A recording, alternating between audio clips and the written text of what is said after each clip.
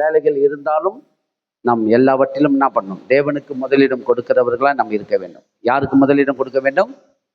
கர்த்தருக்கு முதலிடம் கொடுக்க வேண்டும். கர்த்தர் சொல்றாரு, முதலாவது என்னை கனம் பண்ணுங்கன்றாரு இல்லையா? முதல்ல என்னை கனம் பண்ணுங்க, நான் இவைகள் எல்லாம் கூட கொடுப்பேன். ஏன்னா அவர்கிட்ட இருந்து தான் நமக்கு எல்லாமே கிடைக்கிறது. எல்லாம் அங்கிருந்து தான் வருது. பாருங்க, நன்மையானது எந்த ஈவும் பூரணமான எந்த வரமும் பரத்திலிருந்து ஜோதிகள் பிதாவிடத்திலிருந்து தான் நமக்கு எல்லாமே வருகிறது. அதனால முதல்ல தேவனுக்கு இடம் கொடுப்போம் என்று சொன்னால் கண்டிப்பாக நம்ம இந்த பூமியில குறைவாக இருப்பதில்லை. எல்லாவற்றிலும் வாழ்ந்து நாம் சுகமாக இருப்போம். தேவன் நல்லவர். நாம் தொடர்ந்து கிருபையை குறித்து நாம் பார்க்கலாம். போன வாரம் நம்ம கிருபை குறித்து பார்த்தோம் இல்லையா? கர்த்தருடைய கிருபை தான் நோவாவுக்கு கர்த்தருடைய கண்களிலே கிருபை கிடைத்தது. நோவாவுக்கு யாருடைய கண்களிலே கிருபை கிடைத்தது? கர்த்தருடைய கண்களிலே கிருபை கிடைத்தது இல்லையா? கர்த்தருடைய கண்களிலே நோவாவுக்கு கிருபை கிடைத்தது. அடுத்தது யோசேப்புக்கு கர்த்தருடைய கிருபையிலே யோசேப்பை சிறைச்சாலையில் இருந்த யோசேப்பை கர்த்தர் போய் கிருபையாய் அவனோடு இருந்து அவனை எல்லா மனுஷர் கண்களிலும் தயவு கிடைக்கும்படி கர்த்தர் செய்தார். எப்படி இதெல்லாம் நடந்தது? கர்த்தருடைய கிருபை ரொம்ப முக்கியம். பாருங்க, கர்த்தருடைய கிருபையை நாம் நம்பி வாழ்வோம் என்று சொன்னால், கர்த்தருடைய கிருபையில தான் நான் வாழ்கிறேன் என்கிற ஒரு மனுஷன் நீங்க இருப்பீங்கள் என்று சொன்னால் கண்டிப்பாக தேவன் உங்களை ஒரு நாளும் கைவிட மாட்டார். நீங்கள் மரண இருளில் பள்ளத்தாக்குகளை நடக்கும் போதெல்லாம் தேவர் அவருடைய கோலும் அவருடைய தடியும் எப்பொழுதும் உங்களை தேற்றுகிறதா இருக்கிறது, உங்களை நடத்துகிறதா இருக்கிறது. அவருடைய கிருபையில நம்ம வாழ வேண்டும். யாருடைய கிருபையில வாழ வேண்டும்? அவருடைய கிருபை தான். பாருங்க, அவருடைய கிருபையில தான் நம்ம வாழ்கிறோம் என்ற நம்பிக்கை உங்க உள்ளத்துல வந்துடுச்சுன்னா நீங்க எதை குறித்து மேன்மைப்படுத்த மாட்டீங்க. மற்றதெல்லாம் உலகத்துக்குரிய கிரியைகளை எல்லாம் நம்ம என்ன பண்ண மாட்டோம்? பெருமைப்படுத்தி பேச மாட்டோம். நம்மளுடைய படிப்பை பெருமைப்படுத்த மாட்டோம். நம்மளுடைய காரியங்களை குறித்து பெருமைப்படுத்தி பேச மாட்டோம். நீங்க பேச வேணாம். மற்றவங்க உங்களை பத்தி பெருமையா பேசுற அளவுக்கு கர்த்தர் என்ன பண்ணுவாரு? ஏற்படுத்துவார். மற்றவங்க பார்த்து உங்களை பேசுவாங்க. இல்லப்பா, அவங்க எல்லாத்துலேயும் அவங்க எல்லாவற்றிலும் அவங்க மேன்மையானவங்க சொல்ற அளவுக்கு வைப்பார். நீங்க பேசவே வேண்டாம். இதுல ஏன்னு சொன்னா நம்ம கர்த்தருடைய கிருபையில வாழ்கிறதுனால கர்த்தருடைய கிருபை நம்மளை உயர்த்தும், நம்மளை மேன்மைப்படுத்தும், நம்மளை எல்லாவற்றிலும் நம்மளை நடத்தும். அதனால கர்த்தருடைய கிருபையில நம்ம வாழ்கிற வாழ்க்கையை நாம் கற்றுக்கொள்ள வேணும். சபைக்கு வருகிறது எதுக்காக வருகிறோம்? போயிட்டு 2 மணி நேரம் நாங்கள் ஆராதனை பண்ணிட்டு என்ன கொடுக்குறாரோ அதை கேட்டுட்டு வந்தோம் இல்லை. பாருங்க, கொடுக்குற வார்த்தையை நீங்க கவனித்து அந்த கிருபையை நாம் எப்படி பெற்றுக்கொண்டோம்? கிருபை என்றால் எப்படி? அதாவது கிருபை என்று சொன்னால் தகுதியே இல்லாதவர்களுக்கு தேவன் என்ன தகுதியை கொடுக்கறது தான் கிருபை. தகுதியே இல்லை நமக்கெல்லாம் இல்லையா? நம்ம எல்லாரும் பாவத்துக்குள்ளாக்கப்பட்டோம். நமக்கெல்லாம் தகுதியே இல்லை. தகுதி இல்லாத நமக்கு தேவன் என்ன பண்ணியிருக்கிறார்? கிருபையை கொடுத்து நம்மளை மீட்டெடுத்தார். கிருபையினாலும் இரக்கங்களினாலும் நம்ம மீட்கப்பட்டோம் இல்லையா? கிருபையினாலும் தான் நம்ம என்ன பட்டோம்? ரட்சிக்கப்பட்டோம். அப்ப இங்க கிருபையை குறித்து நான் இன்றைக்கு ஒரு மனுஷனை முழுமையாக காட்ட விரும்புகிறேன். அந்த ஒரு மனுஷன் பேர் தாவீது. தாவீது முழுக்க சங்கீத புத்தகத்துல ஏராளமான சங்கீதங்களை எழுதியிருக்கிறார். பாருங்க, மொத்தம் 150 சங்கீதம் இருக்குது இல்லையா? 150 சங்கீதம் புத்தகத்திலையும் அதிகமா யார் எழுதியிருக்கிறாங்க பார்த்தீங்கன்னா தாவீது தான் அதிகமா எழுதியிருக்கிறாரு. எப்படி அவரு இதை எழுதினார் பார்த்தீங்கன்னா, அவருடைய வாழ்க்கையில நடந்த போராட்டங்கள், பிரச்சனைகள், நெருக்கடிகள், சூழ்நிலைகள்லாம் எப்படிப்பட்டதா இருந்தது பார்த்தீங்கன்னா, அவருக்கு நடந்ததெல்லாம் எல்லாவற்றிலும் கர்த்தர் கூட இருந்து அவரை நடத்தினார். அவருடைய கிருபை அவரை என்ன பண்ணினது பார்த்தீங்கன்னா, அவருடைய கிருபை, தேவனுடைய கிருபை அவரை எந்த இடத்துலையும் அவர் என்ன பண்ண பார்த்தீங்கன்னா, சத்துரு கையில ஒப்பு கொடுக்காமல் கர்த்தருடைய நிழலிலே அவர் என்ன பண்ணினார்? அவர் நடந்தார் என்று வேதம் சொல்லுகிறது. பாருங்க, தேவனுக்கு மகிமை உண்டாகட்டும். நாம் இப்போது எடுத்துக்கொள்வோம் சங்கீத புத்தகம் 63ஆம் சங்கீதம் 3ஆம் வசனத்தை நாம் படிப்போம். மைக்கு எடுத்துன்னு போலியா? பசங்க இருக்கும்போதே சொல்லணும் மைக்கு எடுத்துன்னு வாங்க. மைக்கு கொடுப்பான். சங்கீதம் 63 3ஆம் அதிகாரத்தை நாம் பார்ப்போம். தேவனுக்கு மகிமை உண்டாகட்டும்.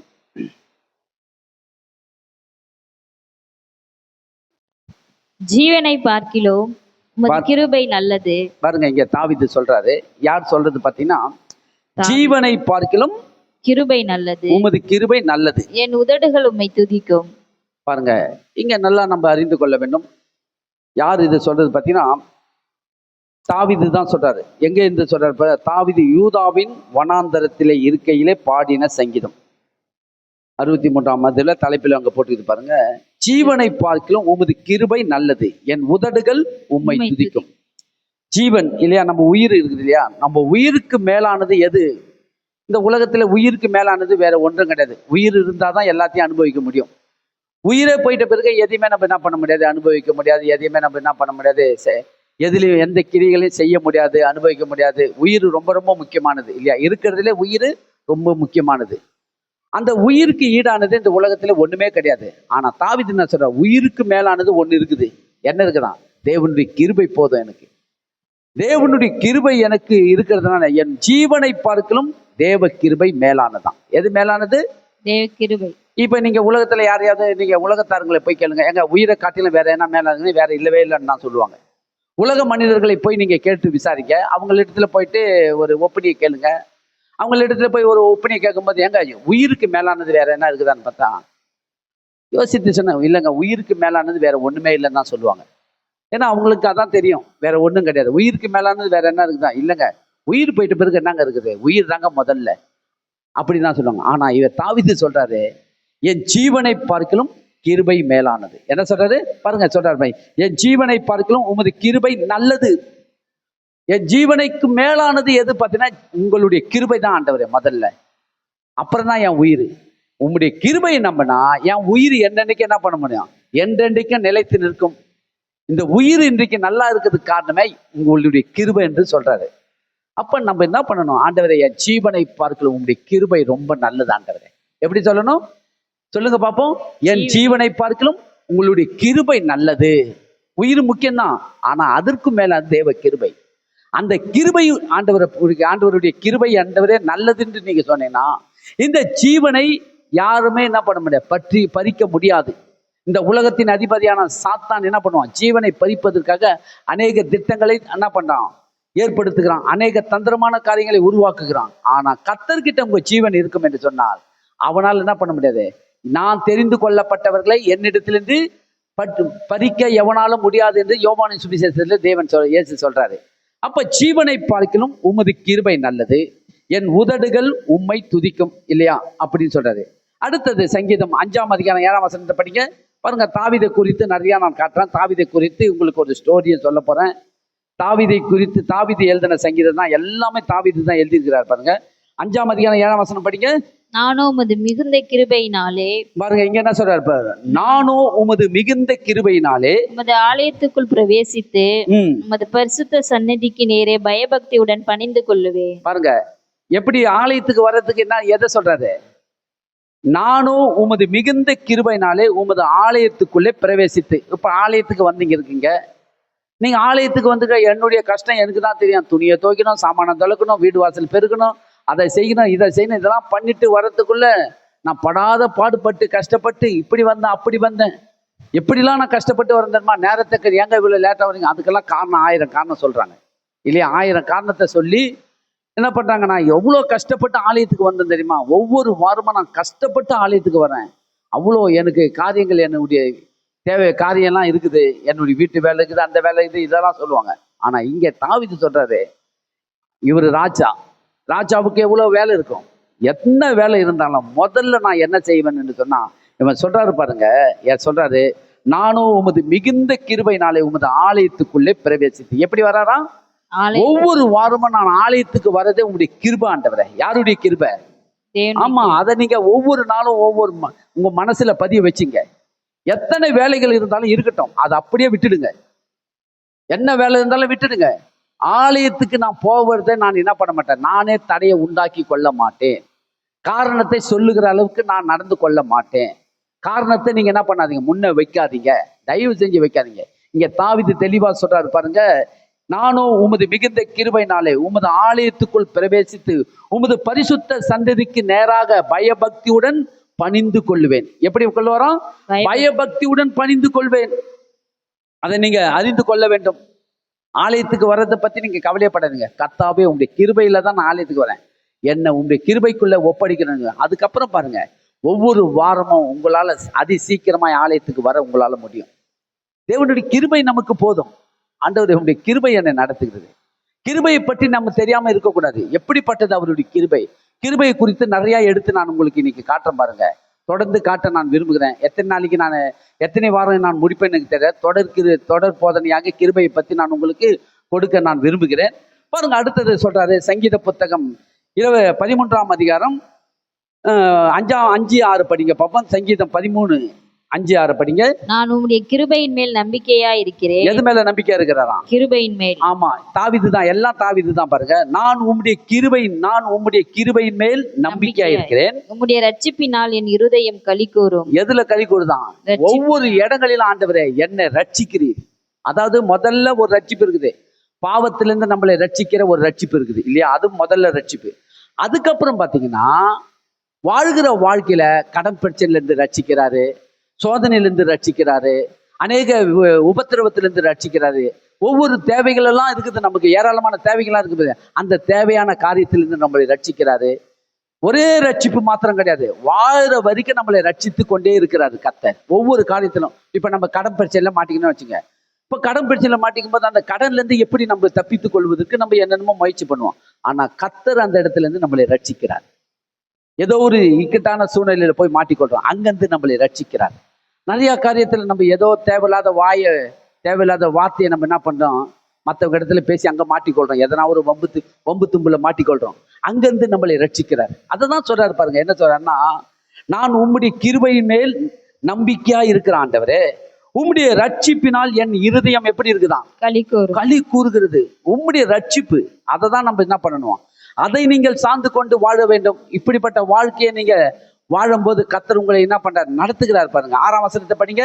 கர்த்தர் எனக்கு நன்மை செய்தபடியால் அவரை பாடுவேன். ஆமா, கர்த்தர் என்ன செய்யறாரு? தீமை செய்யறாரா, நன்மை செய்யறாரா? நன்மை செய்ய. கிருபையை சார்ந்து வாழும்போது நன்மை கிடைக்குதா, தீமை கிடைக்குதா? அதை நீங்க முதல்ல அறிந்து கொள்ளணும்.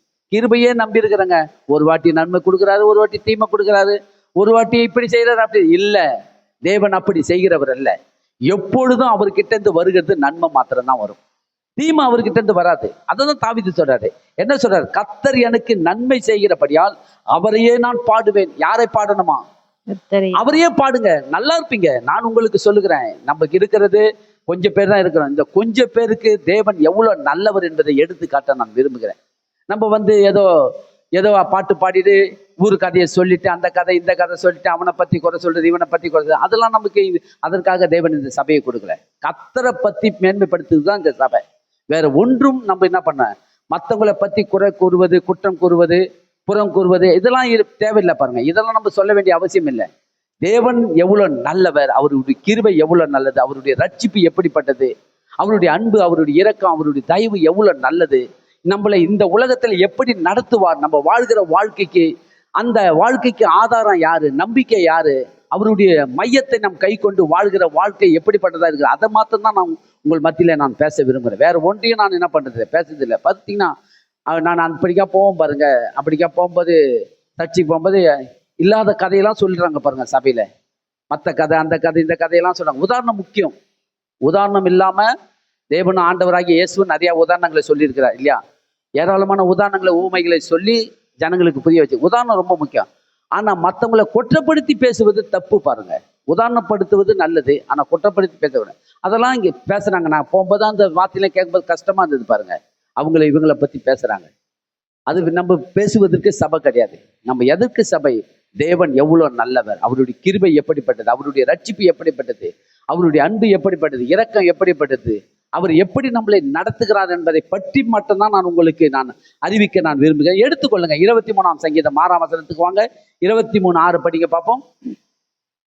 அவர் எப்படிப்பட்டவர் பாருங்க. என் ஜீவனுள்ள நாளெல்லாம் நன்மையும் கிருபையும் என்னை தொடரும். கர்த்தருடைய வீட்டிலே நீடித்த நாட்களாய் நிலைத்திருப்பேன். ஆமா, பாருங்க, இப்ப சொல்றாரு, என் ஜீவனுள்ள நாளெல்லாம், உயிர் இருக்கிற வரைக்கும், உங்க உயிர் உள்ள வரைக்கும். யார் உயிர் இருக்கிற சொல்லுங்க? என் உயிர் உள்ள நாளெல்லாம் சொல்லுங்க. என் உயிர் உள்ள நாளெல்லாம் என்ன வருமா? தீமை வருமா, நன்மை வருமா? நன்மையும் கிருபையே என்னை தொடரும். அதான் சொல்றாரு.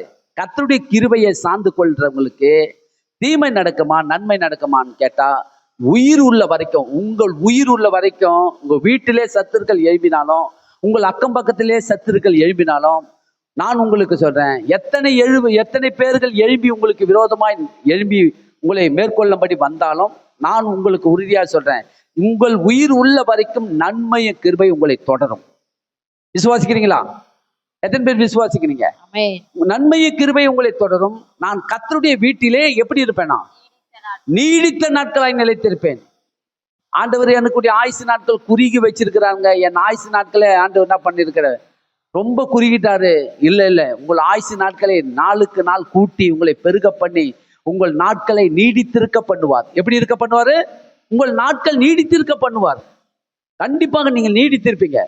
பிள்ளைகளுடைய பிள்ளைகளை காண்பீங்க. முதிர் வயதிலே கனிகளை கொடுப்பீர்கள். பூஷ்டியும் பசுமையுமா இந்த பூமியில நன்றாய் வாழ்வீர்கள். இது எப்படி நடக்கும்? எப்படி சொல்றீங்க இதெல்லாம் நடக்கும்? இதுக்கெல்லாம் என்ன ஒரு சொல்யூஷன் என்று கேட்டான். இதுக்கெல்லாம் எந்த சொல்யூஷனையும் தேடி நம்ம போக வேண்டியதில்லை. இதுக்கெல்லாம் ஒரே வழி, நான் கர்த்தருடைய கிருபையில வாழ்கிறேன். யாருடைய கிருபையில வாழ்கிறேன்? கர்த்தருடைய கிருபையில வாழ்கிறேன். அதனால என்னுடைய வாழ்நாள் நீடித்திருக்க பண்ணுவார். கர்த்தருடைய வீட்டிலே நான் எப்போதும் நிலைத்திருப்பேன். நன்மையை கிருபையை என்னை தொடரும். அவ்வளவுதான், வேற ஒன்றும் பண்ண வேணாம். இதுக்கு பேர் இதை நீங்க பேசி பாருங்க, இது பெருமைன்னு நினைக்க மாட்டாங்க. பரவாயில்லப்பா, அவங்க வாயிலிருந்து பேசும்போது எந்த அளவுக்கு கர்த்தர் மேல நம்பிக்கை வச்சிருக்கிறாங்கன்றதை நாங்க பார்த்துட்டோங்க. அவங்க தாங்க எப்படிப்பட்டவங்க, கர்த்தருக்கு பயந்து நடக்கிற, பக்தி வைராக்கியத்தோடு நடக்கிற அவங்க எப்படிப்பட்டவங்க, கர்த்தருடைய சந்ததியார்கள் என்று சொல்லுவார்கள். புரியுதுங்களா? அப்படி சொல்ற அளவுக்கு நீங்க என்ன பண்ணணும்? கர்த்தரை மேன்மைப்படுது. நான் நீடித்த நாட்களா நிலைத்திருப்பேங்க. எங்க வாழ்நாள் முழுதும் நன்மை கிருபை தொடருங்க. நாங்க இந்த பரிகாரத்தை தேட மாட்டோம், அந்த பரிகாரத்தை செய்ய மாட்டோம், இந்த நேர்த்திய கடனை செய்ய மாட்டோம், அந்த நேர்த்திய கடனை செய்யணும், இதை பண்ணணும், அதை பண்ணணும், எதையுமே நாங்க பண்ண மாட்டோம். ஏன் என்று சொன்னா எங்கள் வாழ்நாள் முழுவதும் நன்மை கிருபை எங்களை தொடருங்க. கர்த்தருடைய வீட்டில நீடித்த நாட்களாய் நிலைத்திருப்பேன். எப்படிப்பா இவ்வளவு உறுதியா சொல்றேன்? நாங்கள் ஒவ்வொரு நாளும் ருசித்து கொண்டிருக்கிறோமே. ஒவ்வொரு நாளும் நம்ம ருசிக்கிறோமா இல்லையா? நம்ம வாழ்க்கையை நம்ம ருசித்து வாழ்ந்து கொண்டு இருக்கிறோம். அதனால நம்மளால சொல்ல முடியுது. ஏன்னா நான் ஆண்டவராக இயேசு கிறிஸ்துவை ஏற்றுக்கொண்டு 35 வருஷம் ஆயிடுச்சு பாருங்க. 35 வருஷம் ஆயிடுச்சு. 1992 ஏற்றுக்கொண்டேன். 33 வருஷம் ஆகுது, 34 வருஷம் ஆகுது. 92 இதுல ஒரு 8, இதுல ஒரு 26, என்னாச்சு 34 வருஷம் கிட்ட ஆகுது. அவரை ஒவ்வொரு நாளும் ருசித்து நான் பார்க்கும்போது எவ்வளவு அருமையாக என் வாழ்க்கையை நடத்தி கொண்டு வருகிறார். அதனால என்னால சொல்ல முடியும், ஒவ்வொரு நாளும் ருசித்து கொண்டிருக்கிறேன். என் வாழ்நாள் முழுவதும் மகிழ்ந்து களி கூந்து கொண்டு இருக்கிறேன். குறையில்லாமல் வாழ்கிறேன், நிறைவாய் வாழ்கிறேன். இது எப்படி நடந்தது? யாரு உனக்கு செஞ்சது? என்ன படிச்சுட்டு இருக்கிறீங்க? எப்படிப்பட்ட நீங்க அந்தஸ்துல இருந்து வந்தவங்க? நீங்க பெரிய நல்ல வசதியான ஃபேமிலியா? ஒன்றும் சொல்லிக்கிறதுக்கு ஒண்ணுமே கிடையாது. எப்படி சொன்னாரு கிதியோன்? எப்படி சொன்னார்? ஆண்டவரே, என் குடும்பம் இருக்கிறதுலே எளிமையான குடும்பம். என் குடும்பம் மனேசியில் இருக்கிற என் குடும்பம் இருக்கிறதுலே ரொம்ப கீழ்மட்டமான குடும்பம். நான் இருக்கிறதுல ரொம்ப சிறியவன் என்று அப்படிப்பட்ட கேட்டகரியை சேர்ந்தவன் தான் நானும். என்ன சொல்றதுக்கு ஒன்றும் கிடையாது. உங்களை கேட்டா, சாட்சி கேட்டா நீங்களும் உங்களால சொல்ல முடியும் இல்லையா? ஆனா இன்றைக்கு தேவன் குறையில்லாமல் வச்சுக்க. எப்படி இது குறையில்லாமல் நடக்குது? நன்மையும் கிருபையும் என்னை தொடர்ந்து கொண்டே இருக்குது. அதான் உண்மை. கர்த்தருடைய கிருபையில நான் சார்ந்து வாழ்கிறேன். அந்த நன்மை கிருபை என்னை தொடர்கிறது. கர்த்தருடைய வீட்டில நான் நீடித்த நாட்களா நிலைத்திருப்பேன்ற நம்பிக்கை வந்தாச்சு. நாளுக்கு நாள் என் வாழ்க்கை தேவன் நீடித்திருக்க பண்ணுவார். அந்த நம்பிக்கை. என்ன இப்படி எல்லாம் பேசுறீங்க? ஆமா, அப்படிதான் நம்மளும் பேசணும். சபைக்கு வருகிற அத்தனை பேரும் அப்படிதான் பேசணும். யாரை பத்தி பேசணும்? அவருடைய கிருபையில வாழ்கிறோம். நம்ம மெஜாரிட்டி பார்க்கணும்னு அவசியம். நீங்க சபையில அந்த பேர் அந்த அளவுக்கு ஒண்ணும் இல்லைங்க. எவ்வளவு பேர் வரட்டும், வரவங்க வந்து வரட்டும். கர்த்தர் ஏற்ற காலத்துல நிறைவாக்குவார். இருக்கிற வரைக்கும் என் சபை மக்களாகிய உங்களுக்கு தேவன் எவ்வளவு நல்லவர், அவர் எப்படிப்பட்டவர், அவர் கொல்லுகிறவர், அழிக்கிறவர், எரிச்சல் உள்ள தேவன், அவர் பொல்லாதவர், காலை ஓடிப்பார், கையை ஓடிப்பார். இல்ல, அவர் அதெல்லாம் செய்யவே மாட்டார். அப்படி செய்கிறவர் இல்லை. யாராவது நம்ம பிள்ளைங்களை காலை உடைப்போமா? சொல்லுங்க. நம்ம பிள்ளைங்களுடைய கண்ணு நோண்டுவோமா? கையை உடைச்சு ஹாஸ்பிட்டலில் படுக்க வைப்போமா? சரி போப்பா, நான் சொன்னேன், ஒன்று சொல் புத்தியாவது இருக்கணும், சுய புத்தியாவது இருக்கணும். நீ இங்கே சில பேர் பட்டாதான் திரும்பணும். நம்ம என்ன பண்ணுவோம்? விட்டுறோம். பட்ட பிறகுதான் அவங்க என்ன பண்ணாங்க? புத்தி வருது. அதே தான் கர்த்தர் என்ன பண்றாரு? சரி, என் ஆண்டவரே, என் ஆஸ்தியில எனக்கு பாதியை, எனக்கு சேர வேண்டிய பங்கு கூடுன்னு கேட்டு வாங்கி போறான். இளைய மகன் கேட்டு வாங்கி போறானா இல்லையா? வாங்கி போய் தூர தேசத்துக்கு போய் என்ன பண்றான்? இஷ்டம் போல வாழ்கிறான். விபச்சாரத்திலையும், வேசித்தனத்திலையும், மதுபானத்திலையும் வெறித்து குடித்து எல்லாவற்றையும் அழித்து போட்டான். அழித்து போட்ட உடனே என்ன வந்தது அவனுக்கு? ரெண்டாவது என்ன வந்தது? சொல்லுங்க பாப்போம். சொல்லுங்க, என்ன வந்தது? புத்தி வந்தது. என்ன வந்தது? அப்புறம் புத்தி வந்தது அவனுக்கு. சில பேர் பட்டாதான் திருந்துவாங்க இல்லையா? புத்தி வந்தது. அப்ப யாரு அவன் போயிட்டு எல்லாம் அழிச்சது காரணம் யாரு? அவனா இல்ல அவன் தகப்பனா? தகப்பன் ஒண்ணுமே பண்ணல. உன்னுடைய சுதந்திரம் நான் கொடுக்குறேன். உன் சுதந்திரத்தை நான் என்ன பண்ண மாட்டேன்? தடை செய்ய மாட்டேன். உனக்கு கொடுத்த சுதந்திரத்தை நான் ஒரு நாள் என்ன பண்ண? தடை பண்ண மாட்டேன். இந்த உனக்கு கொடுக்குறேன், நீ போயிட்டு தான் அனுபவிச்சுட்டு வான்றது. ஆனா போன உடனே தான் தெரியுது, புத்தி தெளிந்து வரான். என் தகப்பன் வீட்டுக்கு போனா நான் எவ்வளவு சுகமாயிருப்பேன் அப்படின்னு. அதே தான் நான் உங்களுக்கு சொல்றேன். கர்த்தரை விட்டு வெளியே போனா பிசாசு நம்மளை என்ன பண்ணுவான்? திருடவும் கொல்லவும் அழிக்கவும் வகை தேடி சுற்றி திரிகிறான். அவன் தான் கொல்றவன், அவன் தான் அழிக்கிறவன், அவன் தான் நம்மளை நாசமாக்குறவன். ஐயோ, ஆண்டவர் கூட இருக்கும்போது நம்மளுக்கு இப்படிலாம் நடக்கலையே, ஆண்டவர் விட்டு வெளியே வந்தவனே இப்படி நடந்தது. அதுக்கு காரணம் சாத்தான். ஆண்டவரை பத்தியா என்னை உடனே அடிச்சிட்டாரு, ஆண்டவர் செய்ய மாட்டார். சரி, அடுத்த வசனம் எடுத்துக்கொள்ளுங்க. 25:7 படிங்க. 25:7 25:7 படிங்க. சங்கீத புத்தகம் 25:7 படிங்க. என் இளவயதின் பாவங்களையும் என் மீறுதல்களையும் நினையாதிரும். கர்த்தாவே, உம்முடைய தயவின் நிமித்தம் என்னை உமது கிருபையின்படியே நினைத்தருளும். பாருங்க, இங்க சொல்றாரு, கர்த்தாவே உம்முடைய தயவின் நிமித்தம் என்னை உமது கிருபையின்படியே நினைத்தருளும். இங்க சொல்றாரு, என் இளவயதின் பாவத்தை என்ன பண்றாராம்? ஆண்டவர் மறக்கிறாரா? அதையே நினைக்கிறாரா? ஆண்டவர் நம்ம சின்ன வயதுல தேவையில்லாத பாவம்லாம் நம்ம செஞ்சிருப்போம் வாலிப நாட்களில. ஆண்டவர் அதையே சொல்லி சொல்லி குற்றப்படுத்துகிறவர் அல்ல நம்ம ஆண்டவர். அதை தான் தாவீது சொல்றார், ஆண்டவரே நீ அதையெல்லாம் என்ன பண்ணு, நீ அதையெல்லாம் மூடி மறைக்கிற தேவனா இருக்கிறீ. அதனால நான் உமக்கு நான் என்ன சொல்றேன்னா, கர்த்தர் நல்லவரும் உத்தமமாய் இருக்கிறார், உத்தமமாய் இருக்கிறார். ஆகையாலே பாவிகளுக்கு வழியை தெரிவிக்கிறாராம். பாவிகளுக்கு என்ன சொல்றாரு? என்ன வழியை தெரிவிக்கிறாரு? ரட்சிப்பு என்கிற வழியை உண்டாக்குகிறான். பாவிகளே, அவ்வளவுதான், உங்களுக்கு வழியே இல்லை. உங்களுக்கு வேற என்ன, வேற விமர்சனம் ஏதாவது இருக்குதா? நாங்க தப்பித்துக் கொள்வதற்கு ஏதாவது வழி இருக்குதா? நாங்க இதுல இருந்து வெளியே வருவதற்கு ஏதாவது, இந்த அடிசல்ல இருந்து நாங்கள் அகப்பட்டு இருக்கிற இந்த அடிசல்ல இருந்து நான் வெளியே வர்றதுக்கு வழி இருக்குது. அதான் சொல்ற, பாவிகளுக்கு வழியை தெரியப்படுத்துகிறவர் கர்த்தர். என்ன வழி? என்கிட்ட வாங்க, வருத்தப்பட்டு பாரம் சுமக்கிறவர்களே, நீங்கள் எல்லோரும் என்னிடத்திற்கு வாருங்கள், நான் உங்களுக்கு இளைப்பாறுதலை தரேன், மீட்பை தருகிறேன், ரட்சிப்பை தருகிறேன், அந்த பாவத்திலிருந்து விடுதலை தருகிறேன் சொல்ற. பாருங்க, சாந்த குணம் உள்ளவர்களை நியாயத்திலே நடத்தி சாந்தம் உள்ளவர்களுக்கு தமது வழியை போதிக்கிறார். கர்த்தருடைய உடன்படிக்கையும் அவருடைய சாட்சிகளையும் கை கொள்ளுகிறவர்களுக்கு அவருடைய பாதையெல்லாம் கிருபையும் சத்தியமும் மாணவைகள் இல்லையா? அவருடைய பாதைகள் எல்லாம் என்னவா இருக்குதான்? கிருபையும் சத்தியமானவைகள். சத்தியம் என்றால் என்ன? சத்தியம்னா என்ன தெரியும் இல்லையா? சத்தியம் என்று சொன்னால் அதாவது ஒரிஜினல் டூப்ளிகேட் ரெண்டு இருக்குது இல்லையா? உலகத்துல எல்லாத்துக்குமே இருக்குது. முதல்ல ரெனால் ஒரு பேனா வந்தது. என்ன பேனா? ரெனால்ட்ஸ்னு ஒரு பேனா வந்தது. அது பாருங்க, நல்ல பேர் எடுத்தது பாருங்க. எல்லார் பாக்கெட்லயும் அந்த பேனா இருக்கும். எனக்கு நல்லா ஞாபகம் இருக்குது. 1990, 85, 90 நான் பார்த்தேன் அந்த பேனா. எல்லார் பாக்கெட்டும் அந்த ரெனால்ட்ஸ் பேனா ஜோபில வச்சிருப்பாங்க பாருங்க. அந்த பேனா வச்சிருக்கிறதுனாலே மதிப்பு. சும்மா ரொம்ப விலை கூட கிடையாது, 10 ரூபாய் தான். அந்த 7 ரூபாய் 8 ரூபாய் 10 ரூபாய் தான் வந்தது.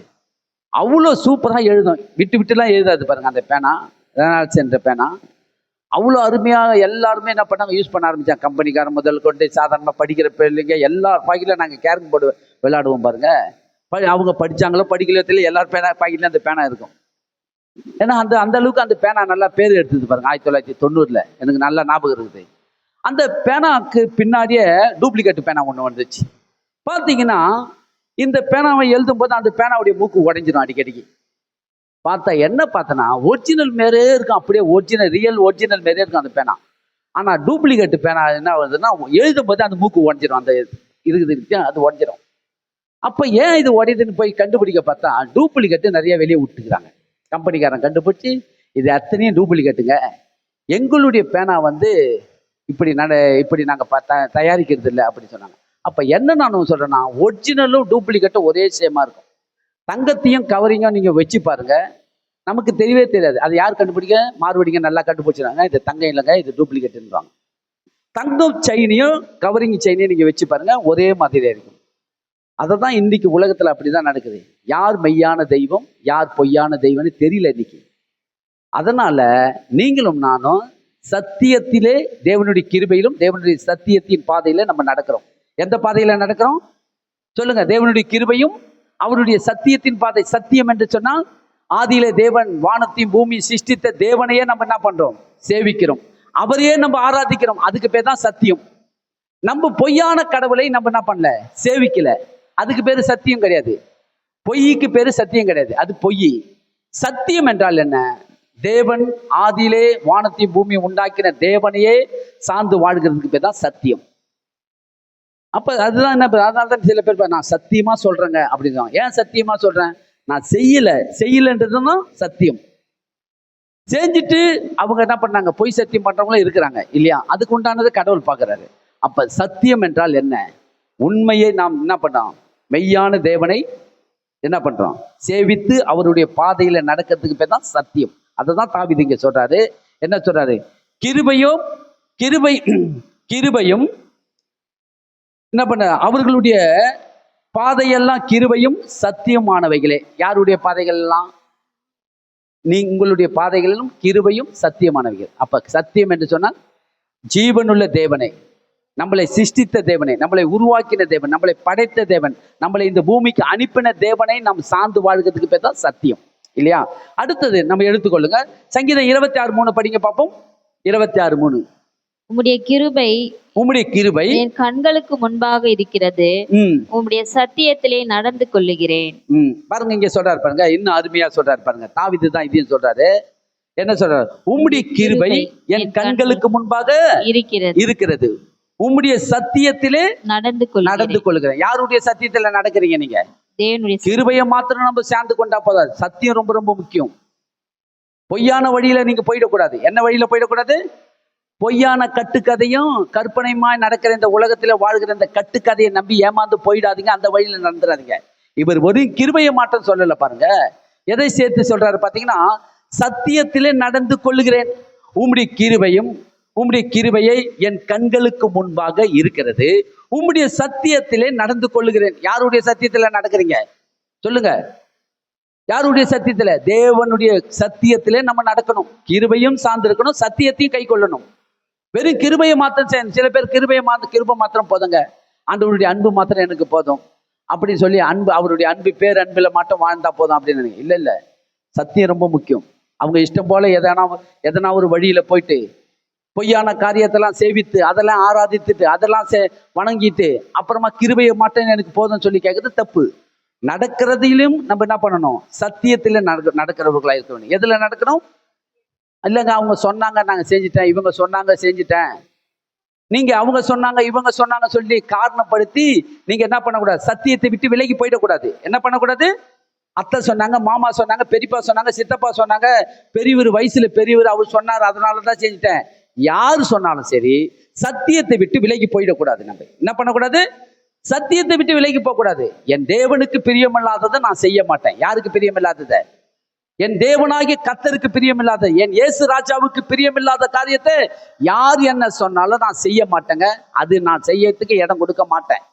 அததான் இங்க சொல்றாரு, தெளிவா சொல்றாரு. இங்க பாருங்க, உம்முடைய கிருபையை என் கண்களுக்கு முன்பாக இருக்கிறது, உம்முடைய சத்தியத்திலே நடந்து கொள்ளுகிறேன். விசுவாசிக்கிறீங்களா? இது ரொம்ப முக்கியம். அடுத்தது என்ன சொல்றாரு பாருங்க, 32ஆம் சங்கீதம் 10ஆம் வசனத்துக்கு வாங்க, 32:10 வாங்க. 32:10 படிங்க பாப்போம். துன்மார்க்கனுக்கு அநேக வேதனைகள் உண்டு, கர்த்தரை நம்புகிறவனையோ கிருபை சூழ்ந்து கொள்ளும். யாருக்கு வேதனை உண்டுங்க? துன்மார்க்கனுக்கு. துன்மார்க்கனா பொய்யான தெய்வங்களை தேடி ஓடி வணங்குறாங்களே, அவங்கள் தான் துன்மார்க்கர்கள். உலகத்திற்குரிய வழிபாடுகளுக்கு போய் மனுஷனுடைய விருப்பத்தின்படி வாழ்கிறார்கள், அவர்கள் துன்மார்க்கர்கள். துன்மார்களுக்கோ அநேக வேதனைகள் உண்டு, கர்த்தரை நம்புகிறவர்களுக்கோ என்ன கிடைக்குதான்? கிருபை சூழ்ந்து கொள்ளும். யாரை நம்புகிறவர்களுக்கு கிருபை சூழ்ந்து கொள்ளும்? கர்த்தரை நம்புகிறவர்களுக்கு கிருபை சூழ்ந்து கொள்ளும். பயப்படாதீங்க, உங்களை தேவன் அவருடைய அன்பிலே அவருடைய நிழலிலே மூடி மறைத்துக் கொள்வார். அவருடைய நிழலிலே உங்களை நடத்துவார். ஏன்னு சொன்னால், நீங்க எப்பொழுதும் கர்த்தரை நம்புகிறபடினால் அந்த நம்பிக்கை உங்களை என்ன பண்ணும்? சூழ்ந்து கொள்ளும். அடுத்தது பாருங்க, அடுத்தது 33:18 படிங்க பார்ப்போம். 33:18. தமக்கு பயந்து தமது கிருபைக்கு காத்திருக்கிறவர்களின் ஆத்துமாக்களை மரணத்திற்கு விலக்கி விடுவிக்கவும். பாருங்க என்ன சொல்றான்னா, தமக்கு பயந்து தமது கிருபைக்கு காத்திருக்கிறவர்களின் மேல் ஆத்துமாக்களை மரணத்திற்கு விலக்கி விடுவிக்கவும். ஆமா, இது ரொம்ப முக்கியம் இல்லையா? ஏன்னா எந்த நேரத்துல மரணம் என்பது நம்மளுக்கு என்ன பண்ணுன்னு நமக்கு சொல்ல முடியாது. எந்த நேரத்துல மரணம் நம்மளை இன்னைக்கு பாத்தீங்கன்னா பாருங்க, 2 நாளைக்கு முன்ன அங்கே முந்தி தோப்பாண்ட ஒரு சகோதரி எலி மருந்து சாப்பிட்டாங்க பாருங்க. எலி மருந்து சாப்பிட்டு அவன் புருஷன் கணவன் மனைவிக்குள்ளே பெரிய பிரச்சனை பழுகுது. கணவனுக்கு அதாவது அவன் இன்னொருத்தவனுடைய மனைவி இட்டுக்குன்னு வந்துட்டுக்கிறான். இட்டுக்குன்னு அந்த அம்மாவும் ஒரு பெண்ணு, அந்த அம்மாவுக்கு ஒரு பெண்ணு இருக்குது. அவங்க பெண்ணை விட்டுட்டு இவனை நம்பி வந்துக்குது பழுது. இவனை நம்பி வந்தவொடனே அவன் என்ன பண்ணுன்னு இங்கே இட்டுக்குன்னு அடின்னு அடிச்சு தாலியெல்லாம் அடிச்சு பிடிங்கிட்டான் பழுகுது. இனி வேணாம், நான் கட்டின தாலியெல்லாம் கொடுத்து நீ போன்னு சொல்லி அடின்னு அடிச்சு போட்டுக்கிறான். அந்த அம்மா அப்படி ஆவேசத்துல எலி மருந்து எடுத்து குடிச்சிட்டாங்க பாருங்க. எலி மருந்து குடிச்சிட்டு உயிருக்கு போராடின்னு இருக்கிறாங்க. நான் அப்படிக்கா போகும்போது எல்லாரும் நின்றுக்கிறாங்க. சரி பார்த்துட்டு அவங்கள தூக்கி உப்பு தண்ணியை வாயில் ஊற்றி அவங்களுக்கு எப்படியாவது அந்த வாமிட்டு எடுக்க வச்சு அவங்களுக்கு அதை பண்ணியிருந்தேன். அதுக்குள்ளே ஆம்புலன்ஸை ஃபோன் பண்ணி வர வச்சாச்சு, ஏற்றி படுக்க வச்சு அமுச்சு விட்டாச்சு. பாருங்கள், எந்த நேரத்தில் வேணாலும் மரணம் நம்மளை என்ன பண்ணும், மரணம் நம்மளை சாகறதுக்கு கொண்டு போயிடும் பாருங்க. ஏன்னா அப்படிப்பட்ட உலகத்தில் நம்ம வாழ்கிறோம். எப்போ வேணாலும் நம்ம புத்தியை என்ன பண்ணுவோம், பிசாசு என்ன பண்ணுவான், தந்திரமா என்ன பண்ணுவான், சின்ன சின்ன விஷயத்துக்கெல்லாம் நம்மள என்ன பண்ண, செத்து போயிடு, ஏன் இருக்கிற, இருந்து புரோஜனம் இல்லை, செத்துரு. இப்படிலாம் நம்ம மனசை குழப்பத்துக்குன்னே இருக்கிறான் பாருங்க. இப்படிலாம் நம்ம மனசை குழப்பி நம்மளை சாகறதுக்கு கொண்டு போயிடுவான். நம்மளும் என்ன பண்ணுவான், யோசிக்கிறது இல்லை, நம்ம குடும்பத்தை யோசிக்கிறது இல்லை, நம்மளுக்கு கொடுக்கப்பட்ட ஆண்டவர் கொடுக்கப்பட்ட வேலைகளை செய்யணுமே, இதை பண்ணணுமே, நமக்குன்னு ஒரு தேவன் ஒரு குடும்பத்தை கொடுத்துக்கிறாரு, பிள்ளையை கொடுத்துக்கிறாரு, இதெல்லாம் பண்ணியிருக்கிறாருன்னு சொல்லி இதெல்லாம் யோசிக்க விடாத அளவுக்கு பிசாசு என்ன பண்ணுவோம், தந்திரமா சாகத்துக்கான உண்டான காரியத்தை நமக்கு என்ன பண்ணா எண்ணத்துல கொண்டு வரான் பாருங்க. எண்ணத்துக்குள்ள வந்துடுது அது. இப்படிதான் சில இன்னைக்கு குடும்பத்துல அநேகர் ஏன்னா அது பாவத்து அநேக ஆண்டவரை ஏற்றுக்கொள்ளாதவங்க இன்னைக்கு நிறைய பேர். நீங்க ஹாஸ்பிட்டலுக்கு போய் பார்த்தீங்கன்னா தெரியும், ஜிஹெச்சி ஹாஸ்பிட்டலு, ஸ்டான்லி ஹாஸ்பிட்டல்லாம் போகலாம், எத்தனை பேர் தற்கொலை பண்ணிக்கின்னு அங்கே செத்து போறார்கள் என்று நம்ம போய் பார்க்கலாம் பாருங்க. அப்படிப்பட்ட மரணம் நிறையா வருது இன்னைக்கு, நடக்குது பாருங்க. ஏராளமான மரணம். அவள் தான் வாழ்க்கையை அவ்வளோதான் சொல்லி முடிவு பண்ணிட்டு செத்து போறாங்க பாருங்க நிறைய பேர். அவ்வளோதான், இந்த வாழ்க்கையில் அவ்வளோதான் வேஸ்ட்டு சொல்லி இப்படிலாம் தீர்மானம் பண்ண. அதுதான் ஆண்டவர் இங்கே தாவீது தெளிவாக சொல்றாரு. என்ன சொல்றாரு பாருங்க, என்ன சொல்றாரு, நான் படிக்கிறேன் பாருங்க. தமக்கு பயந்து தமது கிருபைக்காக காத்திருக்கிறவர்களின் மேல் ஆத்துமாக்களை மரணத்துக்கு விலக்கி விடுவிக்கிறார். விசுவாசிக்கிறீங்களா? உங்களை தேவன் ஆண்டவர் பிசாசு இப்படிப்பட்ட தந்திரமான காரியத்தை செய்ய வரும்போது தேவன் அந்த இடத்துல வந்துடுறார், உங்கள் ஜீவனை காக்கும்படி வருகிறார். இப்படிப்பட்ட எண்ணம் உங்களுக்குள்ள உருவாகாது சொல்ல உருவாகும். ஆனா நீங்க என்ன பண்ணோம், அதை நிராகரிக்கும்படி உங்க உள்ளத்துக்குள்ளே அப்படிப்பட்ட எண்ணத்துக்கு இடம் கொடுக்க கூடாது. ஆனா கர்த்தர் இருந்தாலும் அப்படியே நம்ம தவறி செய்து இப்படிப்பட்ட எண்ணத்துக்கு நம்ம செய்யும் போது ஆண்டவர் அந்த இடத்துல விட மாட்டாரு. ஐயோ செத்து போட்டு விட மாட்டார். ஆண்டவர் என்ன பண்ணுவாரு, அந்த இடத்துல உங்களை ரட்சிக்க வல்லவராய் இருக்கிறார். தமக்கு பயந்து இருக்கிறவர்களை உங்களை குறித்து ஒரு பெரிய திட்டத்தை வைத்து தேவன் அந்த இடத்துல உங்கள் ஜீவனை காக்கிறாரு. கர்த்தருக்கு சோத்திரம். எத்தனை பேர் விசுவாசிக்கிறீங்க? தேவன் நல்லவர் பாருங்க. எனக்கு நிறைய வாட்டி பழைய ஆரம்ப காலகட்டத்தில் நான் அப்படிலாம் என் உள்ளத்துல இருந்தது பாருங்க. ஆனா இப்ப இல்லை, சுத்தமா கிடையாது. அதெல்லாம் என்ன வந்தாலும் ஆண்டவர் எனக்கு கூட இருந்து எனக்கு நடத்துகிற விதத்தை நான் பார்க்கும்போது அந்த எண்ணெய் ஒரு நாளும் என் உள்ளத்துல வரது கிடையாது. ஏன் வர்றது இல்லைன்னா, முழுமையா நான் கர்த்தரை சார்ந்து இருக்கிறதுனா அந்த எண்ணத்துக்கு பிசாசு என்கிட்ட என்ன பண்ண முடியல, அப்படிப்பட்ட எண்ணத்தை கொண்டு வர முடியல. ஆனா இது இன்னைக்கு உலகத்துல சபைக்கு வருகிற குடும்பத்திலே நடக்குது இல்லையா? நிறைய பேர் சபைக்கு வரவங்க கூட தற்கொலை பண்ணிக்கிறாங்க பாருங்க. சபைக்கு காலகாலமா சபைக்கு வரவங்களும் அப்படி தற்கொலை பண்ணிக்கிறாங்க. அந்த இடத்துல இப்படிப்பட்ட காரியத்தை நடக்கிறது. ஆண்டவர் ஆனாலும் என்ன சொல்றாரு, தேவன் அந்த இடத்துல கர்த்தருக்காக காத்திருக்கிறவர்களின் ஆத்துமாக்களை மரணத்துக்கு விலக்கி விடுவிக்கவும். விசுவாசிக்கிறீங்களா? தேவன் உங்களை ஜீவனை அழிக்க விட மாட்டார். கண்டிப்பாக அந்த இடத்துல கர்த்தர் காத்து உங்கள் ஜீவனை அந்த இடத்துல தப்பிவிக்க வல்லவராய் இருக்கிறார் என்று வேதம் சொல்லுகிறது. அடுத்தது என்ன சொல்றாரு பாருங்க. அடுத்தது என்ன சொல்றாரு பார்த்தீங்கன்னா பாருங்க. இப்ப நம்ம தாவீதை குறித்து நம்ம தொடர்ந்து பார்த்துட்டு வந்தோம். ஏன் தாவீது இவ்வளோ நிறையா இருக்குது, மீதி இருக்குது, அடுத்த வாரம் கூட நான் உங்களுக்கு சொல்றேன். ஒரு சின்ன ஸ்டோரி, தாவீதை பத்தி ஒரு சின்ன ஸ்டோரியை நான் சொல்லிடுறேன். தாவீது எப்படிப்பட்ட ஒரு வாழ்க்கையை வாழ்ந்த மனுஷன். தாவீதை பத்தி உங்களுக்கு எல்லாருக்கும் தெரியும். சாதாரண ஒரு ஏழ்மையான ஒரு குடும்பத்தை சேர்ந்தவன், ஒரு ஆடு மேய்க்கிற ஒரு மனுஷன் தாவீது. எப்படிப்பட்ட மனுஷன்? எல்லாரும் கவனிங்க. ஆடு மேய்க்கிற மனுஷன். அவன் குடும்பத்துல 8 பேர் அண்ணன் தம்பி இல்லையா? அவங்க குடும்பத்துல எத்தனை பேர் அண்ணன் தம்பி? 8 பேர். அவங்க அப்பா பேர் என்ன சொல்லுங்கப்பா? அவங்க அப்பா பேரு என்னது? ஈசாய். அவங்க அப்பா பேரு ஈசாய். ஈசாயுடைய மகன் தாவீது. அவங்க ஊர் என்ன ஊரு? பெத்லகேம். பெத்லகேம் என்னும் ஊரு. பெத்லகேம் என்னும் ஊர்ல இருந்த அந்த மனுஷன் ஈசாயுடைய மகன், 8வது பிள்ளை. ஆடு மேய்க்கிறதுக்கு தான் லாகின்னு அப்பாவே தீர்மானம் பண்ணிட்டாரு. வேற எதுக்கு நீ லாகி இல்லைன்னு அப்பா தீர்மானம் பண்ணிட்டாரு. அப்பா சொல்லிட்டாருங்க, நான் அதுக்கு தான் லாகின்னு சொல்லிட்டாரு அப்படின்னு சொல்லி இன்னைக்கு உலகத்துல நிறைய பேர் அதையே என்ன பண்ணாங்க, நம்பிடுறாங்க. ஆனா கர்த்தர் உங்களை சிருஷ்டித்த தேவன் ஒரு தீர்மானம் வச்சிருக்கிறார். தாவீதை குறித்து ஒரு பெரிய திட்டத்தை வச்சிருக்காரு. தாவீதை தேவன் இஸ்ரவேல் நாட்டுக்கு ராஜாவா ஆக்கும்படி தேவன் பிறக்கும் போதே ஒரு தீர்மானத்தோடு தான் இந்த பூமிக்கு அவனை பிறக்க வச்சாரு. அவன் இள வயதிலே அவன் பாடலை பாடுகிறவனுக்கு, அதாவது சங்கீத வாசிக்கக்கூடியவனா இருந்தான். தேவன் அப்படிப்பட்ட மனுஷனை கொண்டு தாவீதை தேவன் ராஜாவாக்குவதற்காக அபிஷேகம் பண்ணி வச்சுக்கிறார். இப்படிப்பட்ட மனுஷனை தேவன் முதல்ல என்ன செஞ்சான் பார்த்தீங்கன்னா, அவன் செஞ்சது ஒண்ணு, கோலியாத்தை கொல்லுவதற்கு துணிந்து வந்தான்.